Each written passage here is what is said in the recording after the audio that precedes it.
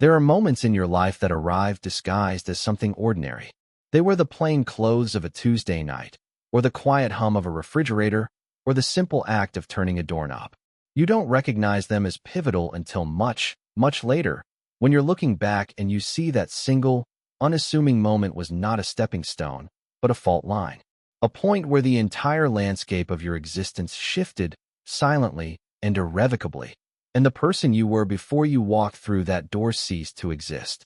For me, that moment had become a ritual, a quiet, terrifying, beautiful ritual that repeated itself with the soft inevitability of a tide. It was late, the kind of late that feels borrowed from the next day, heavy and still.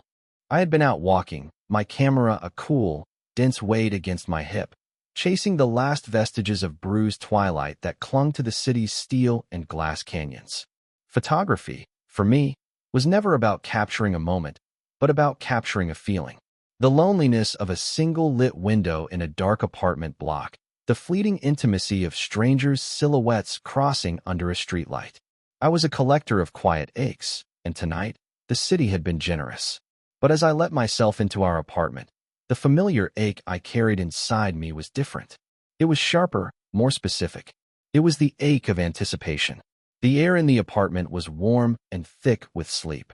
The only light was the faint, cyclical pulse of the modem in the living room, a tiny green heartbeat in the dark. I slipped off my shoes, my movements practiced and silent, a habit born of years of not wanting to disturb him. Our apartment was a simple two-bedroom, a space defined by an invisible border that ran down the center of the hallway. His side, my side. His life, my life. For 5 years, we had been the two steadiest points in each other's orbits, perfect friends, platonic constants. The border was sacrosanct. It was the foundation upon which our entire friendship was built. But in the last few months, that border had begun to dissolve. I knew before I even reached my bedroom door. I knew by the silence that wasn't empty. It was a full silence, a weighted silence. And I knew by the sliver of amber light that bled from underneath my door, a light from the small reading lamp I always left on. I never closed my door completely, not anymore. I left it ajar, an unspoken question hanging in the space of the latch. And tonight, like so many nights before, the question had been answered. My hand rested on the cool brass of the doorknob for a long moment. My own heartbeat was a frantic drum against the calm of the apartment. This was the precipice. Every time, it felt like the first time. The same surge of terror, the same wave of insufferable, indefensible hope. I was terrified that this would be the night he wasn't there, and I was terrified that he would be. The contradiction was a physical thing, a knot tightening in my chest. I pushed the door open, and there he was, Julian. He was asleep in my bed. The sight was so familiar now it felt like a photograph I had taken 1,000 times, yet every time I saw it, it struck me with the force of a new revelation. He was on his side, facing the door, one arm tucked under the pillow and the other thrown across the empty space beside him. My space. The duvet was pulled around his waist, his shoulders bare, the lines of his back and the curve of his spine illuminated by the soft lamplight. He looked younger in sleep, the tension that he carried in his jaw and between his brows completely erased. His breathing was a deep, even rhythm that seemed to slow the frantic pace of my own heart, drawing it into its steady cadence. I didn't move. I just stood in the doorway, my camera still hanging from my shoulder, and I watched him. This was my secret gallery.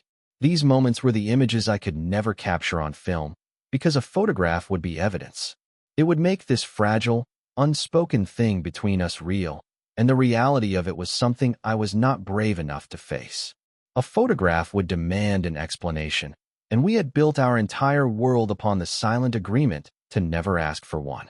So instead, I committed it to memory. The way the light caught the edge of his hair, the faint scent of his soap and the lingering smell of the city rain that clung to his clothes, which were folded neatly on my desk chair. The sheer, overwhelming fact of his presence. Here, in my room, in my bed, I finally moved, my body feeling heavy, as if I were wading through water. I set my camera down on the bookshelf with painstaking care, the click of the lens cap being replaced echoing like a gunshot in the silence. He stirred, a soft murmur escaping his lips, and my blood ran cold. I froze, waiting, but he only shifted, burrowing his face deeper into my pillow, and his breathing settled back into its peaceful rhythm. I let out a breath I hadn't realized I was holding. The fear of waking him was immense. Waking him would break the spell. In sleep, he was just here. Awake, we would have to confront the question of why. Gently, I pulled the desk chair away, the legs whispering against the floorboards. I undressed in the near dark, my movements slow and deliberate. Every night this happened, I had the same internal debate. I could sleep on the couch. It was the sensible thing to do, the safe thing to do. It would preserve the plausible deniability that we both clung to like a lifeline. He was just exhausted. He missed his turn down the hall. He just needed a place to crash. Any of these flimsy excuses would hold, as long as I played my part. But I never did. I couldn't. The pull of his presence was a gravitational force I had long ago stopped trying to fight. I lifted the edge of the duvet. The air that escaped from beneath it was warm, carrying his scent, a scent that was now as familiar to me as my own. I slid into the bed, my body rigid, trying to take up as little space as possible, maintaining a careful distance of a few inches between us. It felt like a chasm. I lay on my back, staring up at the ceiling, my senses on high alert. I was aware of everything. The subtle dip his weight made in the mattress. The whisper of the fabric as he breathed. The radiating heat that traveled across the small gap between us. A ghost of a touch against my skin. Minutes passed. 5, 10. I tried to will myself to sleep, to let the exhaustion of the day take over. But my mind was a whirlwind. It was replaying the last 5 years, trying to trace the path from there to here, from the solid ground of friendship to this precarious, beautiful, terrifying ledge. It hadn't always been this way. For the longest time, the border between our rooms was as solid as a brick wall. We met in college, two impossibly different people drawn together by the strange magnetic forces of a freshman dorm hallway. Julian was light. That was the first word that always came to mind. He was a supernova of easy smiles and loud laughter, surrounded by a rotating cast of friends, his energy pulling everyone into his orbit. He was the captain of the soccer team, the guy who knew everyone's name, the one who blasted music from his room with the door wide open. I was the quiet one, the guy in the corner with a sketchbook or a camera, the one who preferred the company of shadows and the silent stories of the city. My door was always closed. Our friendship shouldn't have worked. He was all sound and motion. I was all stillness and silence. But he saw something in my quiet. He didn't try to pull me into the center of his boisterous world. Instead, he would occasionally step out of it and into mine. He'd knock on my closed door, holding 2 cups of coffee, and just sit on my floor while I edited photos, not saying a word for an hour. He'd ask to see my work, and he wouldn't just say, "That's cool." He'd look, really look, and he'd ask questions. "Why this angle? What were you feeling when you took this one?" He was the first person who seemed to understand that my photographs weren't just pictures, they were a language. And he was trying to learn how to speak it. I fell in love with him, of course. It was quiet, and it was immediate, and it was hopeless. He had a girlfriend then, Sarah, a girl who was as bright and lovely as he was. They were a perfect match, 2 halves of the same sunny whole. I saw the way he looked at her, and I understood my place. I was the friend, the brother, the confidant. So I built a fortress around my heart. I packed the feelings away into a small, locked room in the back of my mind, and I became the best friend I could be. I valued his presence in my life too much to risk it for a confession that would only lead to awkwardness and loss. The friendship was a tangible, beautiful thing. The love was a ghost, a secret I would carry alone. And for years, that was enough. After college, we got this apartment. It felt like a natural extension of our dorm life. He and Sarah were still together, and I was me, still quiet, still watching from the periphery. Julian's job as a consultant meant he traveled constantly, living out of suitcases and sterile hotel rooms. He'd come home utterly depleted, a dimmed version of his usual bright self, and our apartment was his charging station. My steady, quiet presence was the anchor in his whirlwind life. I'd make him dinner. I'd listen to him vent about clients and flight delays. I was his safe harbor, and I was content with that role. Truly, the locked room in my mind stayed locked. The shift began a year ago. The catalyst was a phone call. I was in the kitchen making tea when Julian came home from a 2-week trip. He didn't say hello. He just walked past me, his face pale and drawn, and shut himself in his room. A few minutes later, I heard the sounds. Not yelling, just a low, fractured murmur, and then a single, choked sob. The sound was so alien coming from him that it felt like the building itself was groaning. I stood frozen in the hallway, my hand on the wall, feeling the vibrations of his pain through the plaster. The border. I shouldn't cross it. But the sound of his grief was a battering ram against that invisible wall. He and Sarah had broken up. After 7 years. It wasn't a dramatic implosion, but a slow erosion. His travel, her career, the simple, sad calculus of two people growing in different directions. He didn't talk about it much, not in detail. He wasn't a man who knew how to articulate his own sadness. He only knew how to wear it. It clung to him like a damp coat he couldn't take off.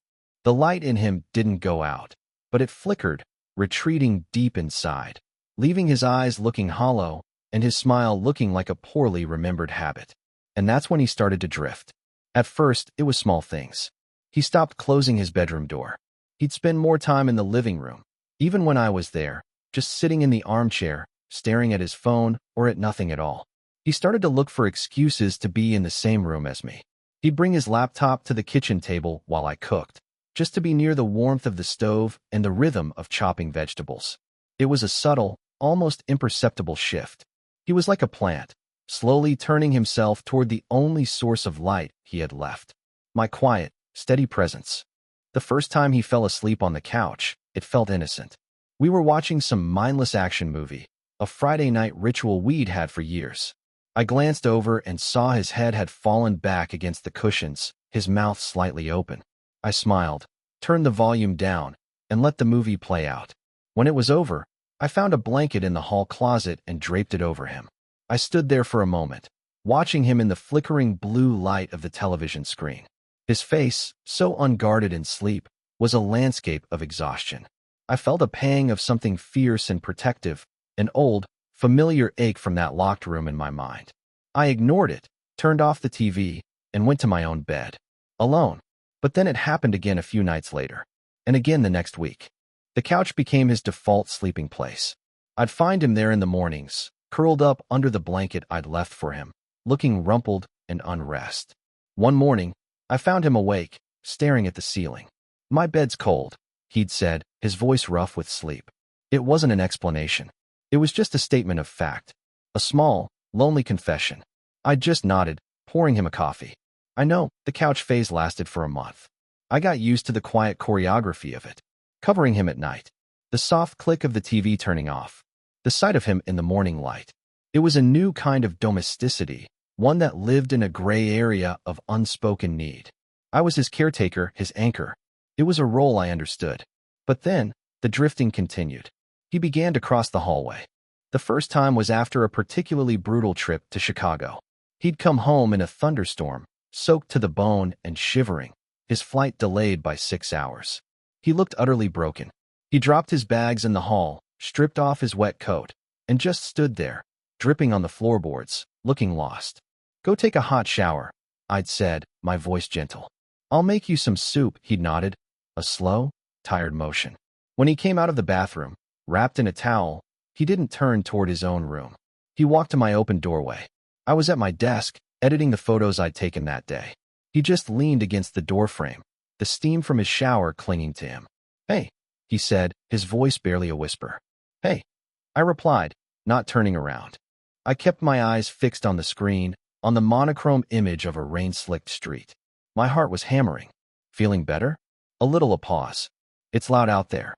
He meant the rain, the thunder that was rattling the window panes. But I knew he meant more than that. The world was loud. His life was loud. His loneliness was loud. My room was quiet. "Can I?" He trailed off. He didn't know what to ask for. He didn't have the words. I understood. I always understood. I motioned with my head toward the small armchair in the corner. "Sit." "I'm almost done here." He didn't take the chair. He walked past it and sat on the edge of my bed. The dip in the mattress was a seismic event. I could feel his presence behind me like a source of heat. We sat in silence for a long time. The only sounds the clicking of my mouse, the drumming of the rain, and the soft, steady rhythm of his breathing. I didn't dare look at him. I just focused on the image on my screen, adjusting the contrast, sharpening the edges, trying to create order in a world of grays. After about 20 minutes, The clicking of my mouse stopped. I had finished, but I didn't move. The silence stretched, filled with a tension that was so thick I could feel it on my skin. Finally, I heard a soft rustle of fabric. I risked a glance in the reflection on my dark computer screen. He had lain down. He was on his side, curled up on top of the duvet, his back to me. He was just resting his eyes. That's what I told myself. He's just exhausted. An hour later, he was still there, fast asleep. The storm outside had passed, leaving behind a profound quiet. I finally turned in my chair. He looked small in the middle of my queen-sized bed, a castaway washed up on a foreign shore. This time, there was no couch between us. There was just a few feet of empty space. The border hadn't just been crossed, it had been erased. My own bed felt enormous and empty that night, even with him in it. I lay awake for hours, listening to him breathe, terrified to move, terrified to sleep. This was new territory. This was uncharted water, and I had no map. I didn't know the rules. That night was the beginning of the ritual. It wasn't every night. It was unpredictable. It happened when he was worn down by work, or when the anniversary of his breakup passed, or sometimes, for no discernible reason at all. I would come home, and there would be a light on in my room. I would open the door, and he would be there. Sometimes he was already asleep. Sometimes he was sitting on the edge of the bed, waiting, and he'd give me a small, tired smile that asked a question he would never voice. And I would always nod, a silent permission. We never talked about it in the morning. He would be gone before I woke up, back in his own room, the door closed. We'd meet in the kitchen for coffee, and it would be normal. We'd talk about work, about the news, about groceries.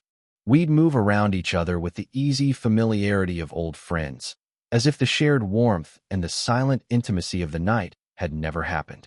It was a dream we both silently agreed to forget in the harsh light of day. This plausible deniability was the only thing that made it possible. He needed comfort. I was providing it. It was an act of friendship, a very, very intimate act of friendship. But the locked room in my mind was beginning to strain at its hinges. The ghost of my love for him, so long dormant, was waking up. It fed on these quiet moments. It fed on the warmth of his body next to mine, on the proprietary way he used my pillow, on the simple, devastating fact that my presence, my space, was the only thing that seemed to bring him peace. And with that awakening came a new kind of pain. The hope was the worst part. The hope was a poison. Every time he chose my bed, a treacherous little voice in my head would whisper, maybe. Maybe this time it's different. Maybe it's not just about comfort. Maybe it's about me. I always silenced that voice. I had to. Because if I let it speak, if I let myself believe it, the fall would be catastrophic. If I was wrong, I wouldn't just lose this fragile, new intimacy. I would lose the friendship. I would lose him. And that was a price I was not willing to pay. So I remained the quiet observer, the caretaker, the safe harbor. I gave him the comfort he needed and asked for nothing in return. I absorbed his loneliness and pretended I had none of my own. Lying there in the dark, I felt him stir beside me. A soft sigh. He rolled over, the movement slow and heavy with sleep. My entire body tensed. He was facing me now. I could feel his breath, warm and sweet, against my cheek. My eyes were closed, but I could picture his face perfectly, just inches from mine. The darkness behind my eyelids was filled with the image of his closed eyes, his relaxed lips. The proximity was overwhelming. It was a physical pressure, a magnetic pull that I had to actively resist. Every cell in my body screamed at me to close the distance, to turn, to bridge that final, impossible gap. I stayed perfectly still, a statue carved from fear and longing. His arm, the one that had been thrown across the empty space, shifted. It brushed against my side. The touch was electric, a jolt that shot through my entire nervous system. It was nothing, an accident of sleep. It had to be. But then, the touch lingered. His hand came to rest on the mattress between us, his fingers just grazing the fabric of my t-shirt. It wasn't a grab. It wasn't a hold. It was just a connection. A single point of contact in the vast, silent darkness. And then he spoke. His voice was a low, sleep-thickened whisper, so quiet I wasn't sure if I had heard it or imagined it. Leo. I didn't answer. I couldn't. My throat had closed up. To speak would be to admit I was awake, that I was aware, that this moment was happening to both of us. He didn't seem to expect a response. He sighed again, a sound of deep contentment, and snuggled closer, his forehead coming to rest against my shoulder. The pressure was gentle, trusting, and then he whispered the words. The words that would shatter the careful silence we had built. The words that I had heard in fragments on other nights, but had always dismissed as dreams. This time, they were clear. I sleep better with you, my breath hitched. The words hung in the air between us, real and solid and undeniable. It wasn't a confession of love. It wasn't a romantic declaration. It was something simpler and somehow more profound. It was a statement of need, a confession of dependence. It was the truth, stripped bare of all plausible deniability. He wasn't here by accident. He wasn't here because my bed was warmer or my room was quieter. He was here because I was here. The knot of fear and hope in my chest loosened, replaced by a wave of something warm and aching. It was a feeling so immense it felt like grief. I was mourning the loss of the safe, simple friendship we once had, and I was reeling from the terrifying, beautiful possibility of what might come next. The ghost in the locked room was no longer a ghost. It was standing right in front of me, breathing my name in the dark. He settled against me, his breathing deepening once more as he slid back into sleep, his hand still resting lightly against my side. He had given me the truth in a moment of unconscious honesty, and now he was gone again, leaving me alone with the fallout. I lay there, pinned by the gentle weight of his head on my shoulder, and for the first time, I didn't feel like a caretaker or a harbor. I felt like a destination. Sleep, when it finally came, was not a respite. It was a continuation of the tension, my dreams filled with images of open doors and endless hallways, of reaching for a hand that was always just out of grasp. I woke with a start, the morning light a pale gray wash against the curtains. The space beside me was empty. The bed was cold. He was gone. Of course he was gone. That was the ritual, the morning erasure. But this morning felt different. His whispered words were still echoing in the room, imprinted on the silence. I sleep better with you. He couldn't erase that. I couldn't forget it. I sat up, the duvet pooling around my waist. My shoulder was still warm where his head had rested. The pillow next to me still held the faint indentation of his head. The evidence was everywhere. I found him in the kitchen. He was standing by the counter, dressed for a run, scrolling through his phone, a cup of coffee in his hand. He was trying so hard to be normal. The forced casualness of his posture was a shout in the quiet apartment. He didn't look at me when I walked in. "Morning," he said, his voice a little too loud, a little too bright. He took a sip of his coffee, his eyes still glued to the screen. This was the part one hated. The morning after performance. The collective amnesia. Usually, I played along. It was the price of admission. But not today. Today, the silence was no longer a comfortable blanket. It was a suffocating weight. His words had changed the rules. I walked over to the coffee pot and poured myself a mug. My hands were steady, but my insides were shaking. I leaned against the counter opposite him. He still wouldn't look at me. "Julian," I said. My voice was quiet, but it cut through his forced cheerfulness like a knife. He finally looked up from his phone. His eyes met mine for a fraction of a second before darting away, to the window, to the clock on the wall, anywhere but at me. His face was a mask of strained neutrality. "Yeah. We need to talk." The sentence landed between us like a grenade. His whole body tensed. This was the one thing we never did. We never talked. We just were. "About what?" he asked, trying for nonchalance, but his voice was thin. He knew exactly what about. I took a breath. This was it. The precipice. I could step back, let it go, and we could continue our silent, painful dance. Or I could jump. About last night. About all the nights, a flicker of panic crossed his face. He set his mug down on the counter with a sharp clink. "Leo, I was exhausted. I must have just crashed in the wrong room. Sorry if I, crowded you." The flimsy excuse, the one we had both relied on for so long, sounded pathetic and insulting in the clear light of morning. It was a denial of everything. A denial of the shared warmth, the unspoken trust, the quiet intimacy. It was a denial of his own whispered words. And it hurt. It hurt more than I could have possibly imagined. It felt like a betrayal. "Don't do that," I said, my voice low and tight with a pain I couldn't hide. "Don't lie to me, Julian. Not about this." He finally looked at me, really looked at me, and I saw it all there in his eyes. The fear, the confusion, the desperation. He looked like a cornered animal. "I don't know what you want me to say," I want you to say the truth, I said, my voice cracking slightly. Why were you in my bed last night? He ran a hand through his hair, a gesture of pure agitation. He started to pace the small space of the kitchen, a caged tiger. I told you, I was tired. No, I said, pushing off the counter, my patience finally snapping. Last night, you said you sleep better with me. You said it. I heard you. What did that mean? He stopped pacing. He stood with his back to me, his shoulders hunched. The silence in the kitchen was absolute. I could hear the hum of the refrigerator, the distant wail of a siren, my own ragged breathing. It doesn't mean anything, he finally said, his voice muffled. I was half asleep. People say weird things when they're asleep. The dismissal was a physical blow. It felt like he had reached across the space between us and slapped me. All the nights I had stayed still, all the mornings I had played along, all the hope I had so brutally suppressed, it all felt like a grand, humiliating joke. I had been a convenience, a human hot water bottle, a substitute for a warmth he was missing, not a source of it he was seeking. The anger that rose in me was cold and sharp. It was the anger of a deeply wounded heart. So that's it? I asked, my voice dangerously quiet. It's just nothing? All of this is nothing? Me leaving my door open for you? You choosing my bed over your own, over the couch?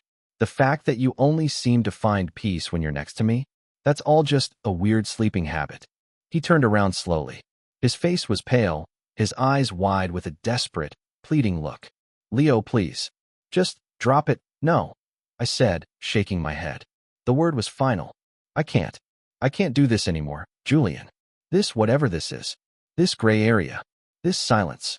It's killing me. I need to know what's happening. I deserve to know. Nothing is happening. He burst out, his voice finally rising, laced with panic. Nothing. We're friends. You're my best friend. I was going through a hard time, and you were there for me. That's all. Friends don't do this. I shot back, my own volume rising to meet his. Friends don't secretly sleep in each other's beds. Friends don't build their lives around this unspoken, intimate thing, and then pretend it doesn't exist in the daylight. Tears pricked at my eyes, hot and sharp. I hated them. I hated this vulnerability. Do you have any idea what this has been like for me? I asked, my voice dropping again, thick with unshed tears. To have you so close, and then to have you act like I'm just part of the furniture? To hope, every single night, that maybe this time it's different, and then to have you prove me wrong every single morning. The confession hung in the air, naked and raw. It was more than I had intended to say, but the dam had broken. Julian just stared at me, his own face a mess of conflicting emotions. The panic was still there, but now it was mixed with a dawning horror and something else. Something that looked like guilt. He started, then stopped. He swallowed hard. I didn't know. Leo, I swear, I didn't think. What did you think, Julian? I asked, the question laced with a bitter irony. What did you think was going to happen? Did you think you could just use my presence as a sedative, indefinitely, without it meaning anything? Without it costing anything? He flinched as if I'd struck him. No, it's not like that. I wasn't using you, then what was it? I demanded, stepping closer to him, forcing him to meet my gaze. Tell me, right now, the truth, or this is over. All of it. The late-night movies, the morning coffees, the friendship. Everything. I can't live in the space between anymore. The ultimatum was brutal, and I knew it. It was a desperate, last-ditch effort to get through to him, to force him out of the fog of his own denial. I was risking everything, the entire foundation of my life for the past 5 years, on this single moment. He looked at me, his eyes shining with unshed tears of his own. The mask was gone. All the easy confidence, the forced cheerfulness, it had all crumbled away, leaving behind someone I had never seen before. Someone who looked terrified and lost and utterly, heartbreakingly vulnerable. I don't know, he whispered, the words ragged and broken. I don't know, Leo. I don't know what I'm doing. I miss her, and my life is a mess, and everything is so loud all the time. And your room, it's just quiet. And I feel safe. His voice broke on the last word. And I'm so sorry. I'm sorry I hurt you. I never wanted to do that. He wasn't telling me what I wanted to hear. He wasn't confessing a secret love. He was confessing his own brokenness. He was telling me that I was right. I was a harbor, a shelter from his own internal storm. The realization should have been devastating, But hearing it said aloud, seeing the genuine pain and remorse on his face, it changed something. The anger in me began to subside, replaced by the familiar, aching wave of compassion. I didn't say anything. I just watched him fall apart in front of me. He finally looked away, covering his face with his hands, his shoulders shaking with silent sobs. The sight broke my heart. It broke it completely. All the pain and frustration I had felt vanished, washed away by the overwhelming need to comfort him. The same instinct that had led me to cover him with a blanket on the couch all those months ago. I stepped forward and gently pulled his hands away from his face. His cheeks were wet with tears, his eyes red. He looked ashamed.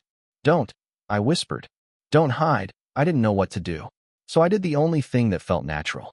The thing I had been dreaming of and terrified of for years. I wrapped my arms around him. He stiffened for a second, a brief, reflexive moment of surprise. And then, he just collapsed against me. He buried his face in my shoulder, and he cried. Really cried. Not the quiet, choked-off sobs from behind a closed door, but deep, wrenching sobs that shook his whole body. He clung to me like a drowning man, his arms wrapped tightly around my back. I just held him. I held him and let him cry, my hand stroking the back of his head, my cheek resting against his hair. We stood there in the middle of our kitchen, in the pale morning light, and the entire architecture of our relationship crumbled to dust around us. There were no more borders, no more gray areas. There was just this raw, painful, honest embrace.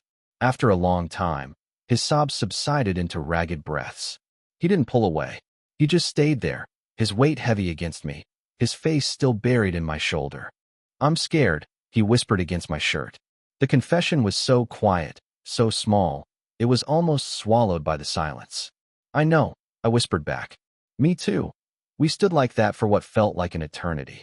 The sun had risen higher, and a beam of light cut across the kitchen floor, illuminating the dust motes dancing in the air. It felt like the first morning of a new world. Finally, he stirred, pulling back just enough to look at me. His eyes were still red, his face blotchy, but the panic was gone. It had been replaced by a raw, unguarded vulnerability. "It's not just about the quiet, Leo," he said, his voice hoarse. "And it's not about Sarah. Not anymore. I thought it was. I tried to make it be about that. It was easier." My heart, which I thought had stopped, gave a painful lurch. I waited, not breathing. "The first few times, maybe that's what it was," he continued, his gaze locked on mine. He was forcing himself to be honest, and I could see the effort it cost him. It was just a comfort, a warmth. But then it changed. I started needing it, needing to be near you. And I didn't understand why. It didn't make any sense. I've never felt this way," he gestured vaguely between us. This feeling, this pull, not for a friend, not for a guy. It terrified me. So I pretended it wasn't happening. I told myself I was just lonely. But last night, lying there, I wasn't lonely. For the first time in a year, I felt home. The word landed in my chest and unfurled, a warm, blossoming thing. It was everything. "And then this morning," he continued, a look of self-loathing on his face, "I panicked. I saw you, and I knew that if I admitted any of it, everything would change. And I was scared of changing it. I was scared of what you would think. I was scared of what it meant about me. So I tried to lie. I'm so sorry." The pieces were finally clicking into place. It wasn't that he didn't feel anything. It was that he felt everything, and it had sent him into a spiral of confusion and fear. He wasn't rejecting me. He was rejecting a part of himself he didn't understand. Tears were welling in my own eyes again, but this time they weren't from pain. They were from relief. A profound, bone-deep relief that felt like coming up for air after being underwater for a lifetime. "Julian," I said, my voice thick. "You don't have to know what it means. Not right now." I raised a hand and gently brushed a stray tear from his cheek with my thumb. His skin was warm. He leaned into my touch, his eyes fluttering closed for a second, a silent surrender. The simple gesture felt more intimate than anything that had ever happened between us. "All I needed," I said softly, "was for you to not pretend it was nothing. For you to see me. To acknowledge that this is real." He opened his eyes. They were clear now, the storm in them having finally passed. He looked at me, and for the first time, I didn't see a friend, or a roommate, or a man in pain. I saw someone who was looking at me the same way I had been looking at him for years. With a terrifying, hopeful, undeniable love. He didn't say anything. He just kept looking at me, his eyes searching mine. The air between us was charged, but it was a different kind of charge now. It wasn't tension. It was anticipation. A shared, acknowledged anticipation. Then, he did something that made my world stop. He leaned in, slowly, tentatively, his eyes never leaving mine. He was giving me time. Time to pull away. Time to say no. Time to retreat back to the safety of our old friendship. I didn't move. I didn't even breathe. I just watched him come closer, my heart a thunderous roar in my ears. This was the moment from my dreams, the moment I had replayed in my mind 1,000,000 times, and it was nothing like I had imagined. It wasn't passionate or desperate. It was quiet. It was hesitant. It was a question. His lips touched mine. The contact was so soft, so gentle, it was barely there. It was just a warm pressure, a hesitant exploration. It tasted of coffee and salt and morning. It was the most honest thing I had ever felt. It was an apology and a confession and a promise all in one. It was everything we had never been able to say. I kissed him back, a slow, answering pressure. My hand, which was still on his cheek, slid around to the back of his neck, my fingers tangling in his hair. He sighed into the kiss, a soft, shuddering sound, and the last of the tension drained out of him. His arms, which had been hanging limply at his sides, came up to wrap around my waist, pulling me closer until there was no space left between us at all. We stood there, in our kitchen, in a pool of sunlight, and we kissed. And it felt less like a beginning and more like an arrival. Like we had both been wandering for a very long time, in different kinds of wilderness, and we had finally found our way home. The days that followed were a study in quiet revelation. There was no grand declaration, no sudden shift in our public lives. To the outside world, nothing had changed. We were still Leo and Julian, roommates, best friends. But within the walls of our apartment, the entire emotional landscape had been redrawn. The invisible border was gone, replaced by a shared territory. The silence between us was no longer fraught with unspoken questions, but filled with a comfortable, easy understanding. We talked. For the first time, we really talked.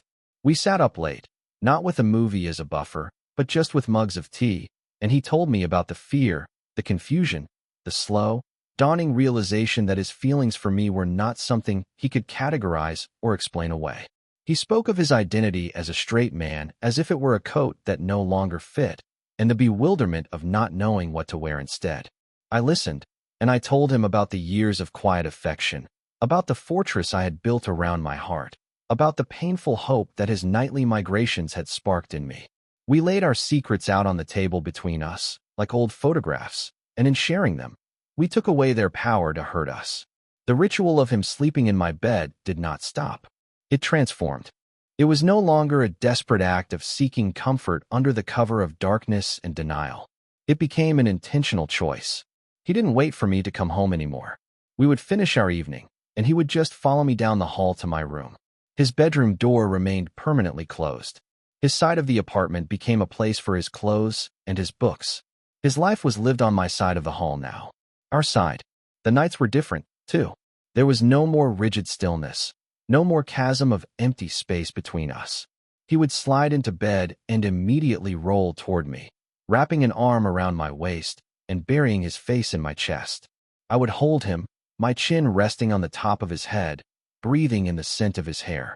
We would fall asleep tangled together, a knot of limbs and shared breath. And in the morning, he was still there. Waking up to the weight of his arm across my chest, to the sight of his face on the pillow next to me, became my new reality. It was a quiet, domestic miracle I never took for granted. One Saturday morning, I woke up to find him watching me. He was propped up on his elbow, a soft, sleepy smile on his face. The sunlight was streaming through the window, catching the gold in his hair. "What?" I asked, my voice thick with sleep. "Nothing," he said, his voice a low murmur. He reached out and traced the line of my jaw with his finger. Just looking, in that simple moment, I felt a profound sense of peace settle over me. The quiet observer had finally been seen. The photographer, so used to being behind the lens, was finally in the picture. I was no longer just a witness to his life. I was a part of it. A vital, acknowledged, cherished part. We were learning a new language together, one made of gentle touches and shared glances, and the easy rhythm of two people sharing a life. It was a language that didn't need grand pronouncements of love. The love was in the way he'd bring me a coffee without asking, just the way I liked it. It was in the way I'd know, just from the sound of his key in the lock, what kind of day he'd had. It was in the simple, profound act of closing my bedroom door at night, not to shut the world out, but to keep our world in. There are moments in your life that are fault lines, the points where everything changes. But there are other moments, too, the quieter ones. The moments where the ground, once broken, begins to heal. Where two separate land masses, torn apart by a seismic shift, find their way back to each other, not as they were before, but as something new, something stronger. Our moment of crisis, that raw and painful morning in the kitchen, was our earthquake. But the days and nights that followed, filled with quiet kisses and honest conversations, and the simple, steady presence of each other, were the slow, patient work of healing. We began to heal, not in the loud chaos of confession, but in the beautiful, honest silence we had finally learned how to create together. And in that silence, we found our home.